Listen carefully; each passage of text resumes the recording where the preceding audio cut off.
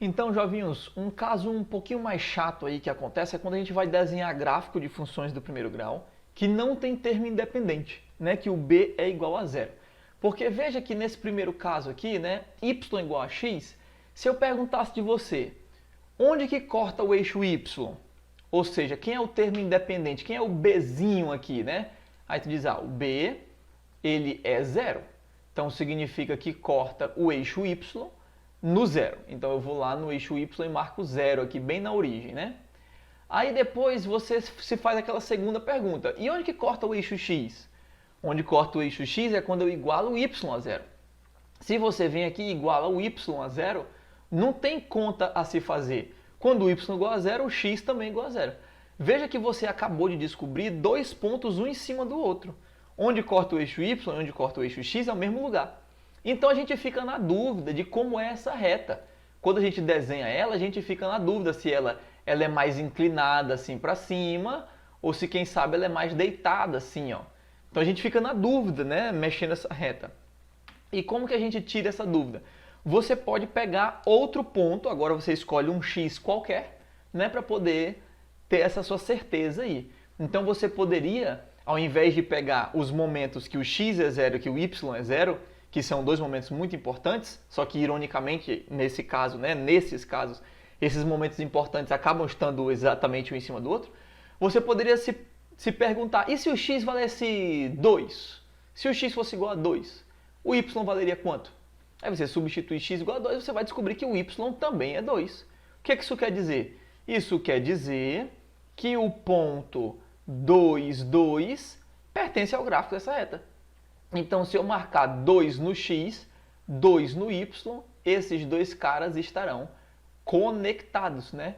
Então, essa é uma outra forma, e aí você vem e taca a sua retinha aqui, né? Sua retinha aqui bem bonitinha.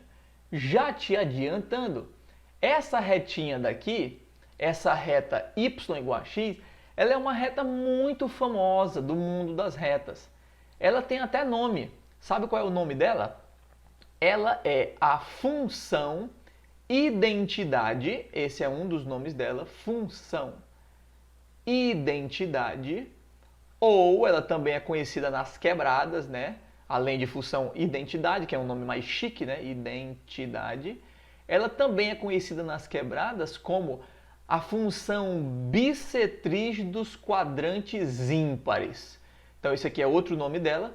Vou escrever aqui, então ela é a bissetriz dos quadrantes ímpares. Pedro, por que diabo que ela tem esse nome aí? Na verdade, o que é quadrante, né?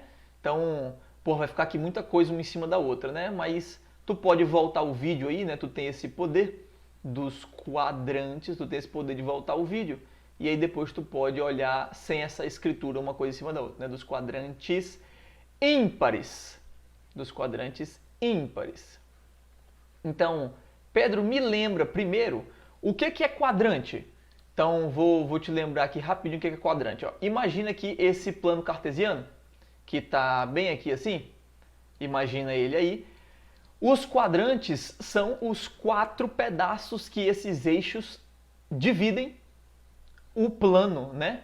Ou seja, esse pedaço daqui, ele é o primeiro quadrante, né? Ele é o quadrante 1, e aí a gente conta no sentido anti-horário, né? Esse pedaço daqui é o quadrante 2, esse pedaço daqui é o quadrante 3, né? Esse, como se fosse tipo esse quadrado infinito, esse quadrado não, essa coisa infinita aqui, né? Esse pedaço para cá, assim, né? Tá vendo? Esse pedaço para cá é o quadrante 1, esse pedaço para cá é o quadrante 2, esse aqui é o quadrante 3, e nada mais justo que esse aqui ser o quadrante 4, né? Então esse aqui é o quadrante 4. Essa função aqui vermelha, ela é uma bissetriz dos quadrantes ímpares. Tu lembra o que é bissetriz? Pedro, não lembro o que é bissetriz. Bissetriz é uma reta que corta aquele ângulo bem no meio. Então significa que essa função aqui, ó, bem aqui assim, ela faz 45 graus, bem no meio do 90, né? Como ela faz exatamente 40 graus, ela é uma bissetriz daquele ângulo ali. Beleza? Então, ela tem esse nome aí, ela é famosa, tá? Então, vou apagar aqui esse negócio para não ficar muito risco, né? Muito risco em cima de risco.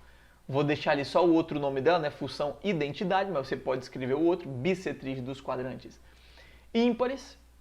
E é com essa mesma ideia que a gente desenha essas outras funções aqui, tá bom? Quando não tem termo independente, tá ok? Então, nesse caso aqui, ela é muito parecida com a anterior, só que o nome dessa aqui não é bissetriz dos quadrantes ímpares, dos quadrantes 1 e 3. Ela é a bissetriz dos quadrantes pares, tá bom? Então, se você quiser, você pode anotar o nome dela aqui, bissetriz dos quadrantes pares. Eu vou até mudar a cor dela, vou botar ela de laranja, tá bom?